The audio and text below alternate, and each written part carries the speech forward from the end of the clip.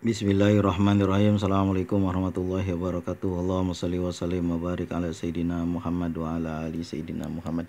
Ya Nabi salam alaika, ya Rasul salam alaika, ya Habib salam alaika, salawatullah alaika. Menyambut Maulid Nabi Sallallahu Alaihi Wasallam malam nanti, malam tanggal 12 Rabiul Awal, saya membacakan tulisan dari seseorang yang berjudul Ya Rasulullah Anta Iksir. Ya Rasulullah Anta Iksir. Allahumma sholli wa sallim ala Sayyidina Muhammad wa ala ali Sayyidina Muhammad. Saya lupa tulisan ini didapat dari mana, tapi saya nukil kembali dalam blog saya sibujangjauh74blogspot.com. Di sini beliau menuliskan tentang Allahumma sholli wa sallim ala Sayyidina Muhammad wa ala ali Sayyidina Muhammad. Judulnya Ya Rasulullah Anta Iksir. Di dalam pembacaan Maulid Nabi ada bagian yang dibaca dalam keadaan berdiri sebagai simbol penghormatan akan kedatangan Rasulullah SAW sejak pertama kali kelahiran beliau. Disebut Mahalul Qiyam. Yang dibaca dalam Mahalul Qiyam adalah rangkaian syair yang 4 bait, diantaranya merupakan bait yang dahulu pernah dilantunkan para sahabat Ansor saat menyambut kedatangan Rasulullah Sallallahu Alaihi Wasallam di Madinah, yaitu bait Tola'al badru alaina min thaniyatil wada wajaba syukru alaina mada'a lillahi tha ayyuhal mab'usu fina jita bil amril muta jita syarrafal madinah marhaban ya khairuda. Bait-bait lainnya ditambahkan pertama kali oleh Syekh Abu Hasan As-Sayaturi, wafat tahun 668 Hijriah. Di antara bait fenomenalnya adalah Anta Samsun Anta Badrun Anta Nurun Pauko Nuri Anta Iksiru wa Ghali Anta Misbahu Suduri.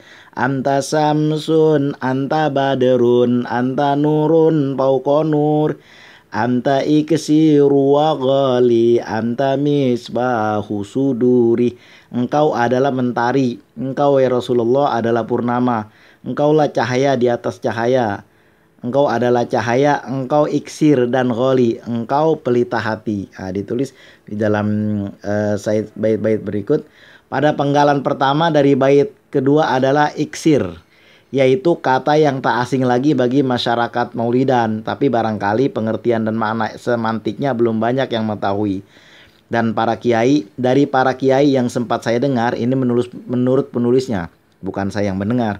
Karena tulisan ini bagus, maka saya bacakan di sini supaya kita menjadi tahu pas kebetulan dengan hari lahir Rasulullah, mengingatkan kita kepada perjuangan beliau. Iksir adalah sejenis kayu gahru yang sangat mahal. Iksir itu kena anta iksiru wa ghali. Apa itu iksir?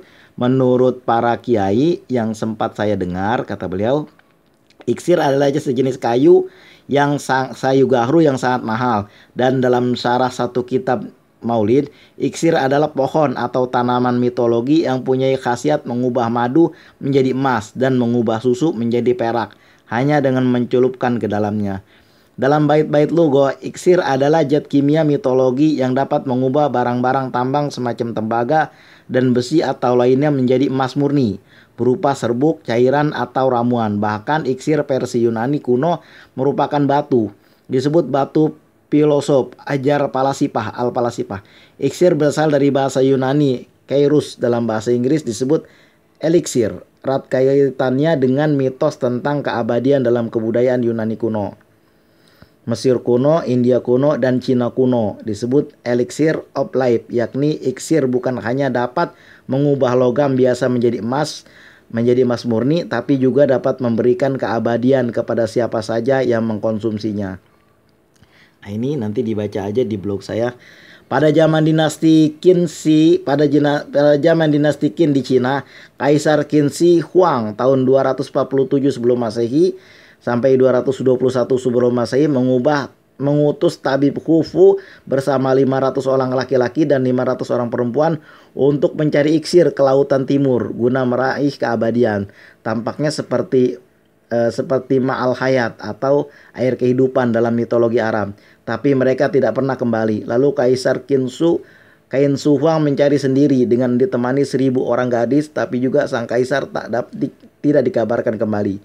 Iksir ditemukan pula dalam risalah India kuno, Arthashastra, tahun 350 sebelum Masehi sampai 283 sebelum Masehi. Dikisahkan Dewa Indra, Dewa Agni, dan Dewa Bayu dengan melibatkan 3 dewa utama yaitu Brahma, Wisnu, dan Siwa mencari iksir ke laut terdalam, berkejaran dengan setan-setan yang juga menghendaki abadi. Lalu para dewa berhasil meminumnya, sedang setan-setan tidak. Dalam ajaran Kristen ditemukan ayat yang mengarahkan kepada iksir, yaitu tentang air dan atau ramuan keabadian dalam Yohanes pasal 4 ayat 14. Demikian pula dalam Mazmur 118.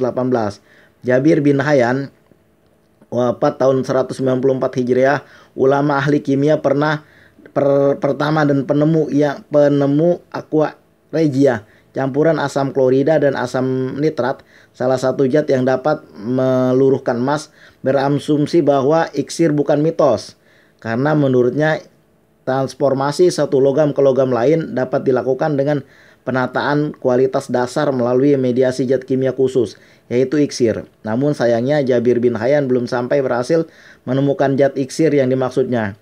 Imam Ar-Razi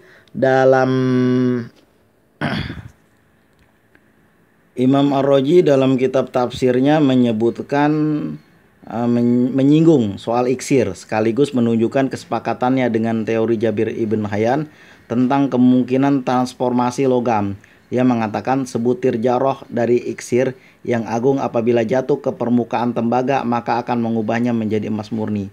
Di barat sejak abad ke-13 sampai 17 Masehi, penelitian tentang keberadaan iksir sebagai zat kimia yang belum ditemukan mengemuka melalui ilmuwan-ilmuwan terkenal seperti Albertus Magnus, Thomas Aquinas, Paracelsus, Nicholas Flamel, dan Isaac Newton, sampai kepada menemukan sopich, merkuri yang dapat melarutkan emas dan menumbuhkannya seperti pohon untuk transmutasi. Tapi mereka belum terbukti membuat emas dengan sopich. Merkuri itu juga tidak diketahui entah kemana rimbanya. Ketika para ilmuwan di barat mengembangkan ilmu kimia warisan Jabir ibn Hayyan, di barat disebut Geber, termasuk tentang iksir, maka para ulama muslim membawa iksir ke ranah spiritual. Iksir menjadi tanaman atau benda spiritual. Dia mengubah benda menjadi emas, bukan secara kimia, tetapi secara spiritual. Saya diberitahu ada tirakat dan wirid khusus untuk bisa menemukan tanaman iksir. Namun sangat disayangkan hal itu hanya katanya saja. Saya sendiri belum mendapatkan ijazah wiridnya. Juga belum berhasil menemukan guru yang bisa saya pinta dan saya pelajari ijazahnya. Arti iksir yang dapat mengubah benda biasa menjadi emas merupakan memberikan keabadian, dan konsumsinya sejak zaman Cina kuno dan Yunani kuno hingga hari ini masih mitos, belum nyata. Oleh karena Syekh Abu Hasan As-Sajili membawa pemahaman umat kepada realitas yang sungguhnya tentang iksir, yaitu Rasulullah SAW. Dia mengatakan, Abu Hasan As-Sajili mengatakan, anta iksir, ya Rasulullah, engkaulah iksir yang sebenarnya, yang dicari manusia, seperti misalnya Kaisar Qin Shi Huang dan lain-lain, juga yang termaktub dalam kitab-kitab kuno sepanjang masa tentang iksir yang dapat mengubah benda biasa menjadi emas murni dan memberikan keabadian. Tak lain iksir itu adalah Muhammad SAW. Bukan sulap, bukan sihir. Dia mampu mengubah gurun pasir yang tandus menjadi negeri yang kaya dan maju, mengubah masyarakat yang jahiliyah menjadi berperadaban, mengubah watak yang keras menjadi lembut. Dalam bahasa lagu, mengubah debu menjadi permata dan mengubah hina menjadi mulia. Dia sebenarnya iksir yang dicari. Pegang Quran dan Sunnahnya, maka maka peradaban emas pun hadir. Allahumma sholli ala Sayyidina Muhammad wa ala ali Sayyidina Muhammad. Nah itulah apa yang saya baca di dalam tulisan orang tentang kesan beliau tentang Rasulullah yang ditulis menjadi judulnya Anti-Iksir. Engkau adalah iksir yang sebenarnya. Ya sebenarnya kalau kita pikir-pikir ya juga. Contohnya Bilal bin Rabah yang tadinya budak hitam menjadi mulia, yaitu menjadi orang yang menjadi muadzin Rasulullah. Bahkan sampai hari ini semua orang-orang yang azan pertama disebut Bilal kalau sholat Jumat, dan menjadi masyarakat padang pasir yang ganas, yang jahat, yang tidak kenal dengan peradaban, menjadi masyarakat yang mulia sampai hari ini, dan menjadikan Mekah tempat padang yang tandus dan Madinah yang subur menjadi semakin subur. Inilah iksir. Banyak sekali kita juga sama, yang tadinya susah menjadi sulit. Kita tadinya sulit ketika kita bersolawat kepada Rasulullah, Allah mengubah dengan berkah dan karomah salawat Rasulullah pada Rasulullah, kita diubah menjadi lebih mulia, lebih dekat kepada Allah, lebih rajin beribadah. Nah inilah apa yang saya baca dari tulisan orang yang saya simpan di blog saya, The Adventure of Si Bujang Jauh, yang ada di blog Si Bujang Jauh 74 blogspot.com. Nanti boleh dikunjungi. Ini berkaitan dengan Maulid kelahiran Rasulullah SAW. Mudah-mudahan kita juga dengan membaca sholawat yang tadinya kita hina, yang tadinya kita tercela, kita diubah oleh Allah dengan berkah dan karomah sholawat menjadi orang-orang yang mulia di sisi Allah, menjadi rajin ibadahnya, menjadi taat kepada Allah. Anta iksiru wa ghali, anta misbahu suduri. Allahumma sholli wa sallim wa barik ala Sayyidina Muhammad wa ala ali Sayyidina Muhammad. Terima kasih atas segala perhatian, mohon maaf atas segala kekurangan. Mudah-mudahan menyambut kelahiran Rasulullah, kita terus membaca salawat sepanjang bulan Maulid ini.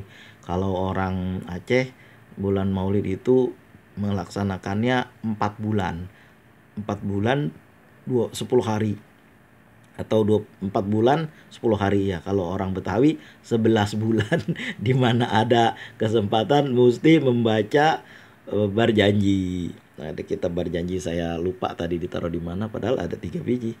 Ya Nabi salam alaika, ya Rasul salam alaika, ya Habib salam alaika, salawatullah alaika. Anta samsun, anta badrun, anta nurun fauqa nuri, anta iksiru wa ghali, anta misbahu suduri. Allahumma sholli wa sallim ala Sayyidina Muhammad wa ala ali Sayyidina Muhammad. Terima kasih atas segala perhatian, mohon maaf atas segala kekurangan. Assalamualaikum warahmatullahi wabarakatuh.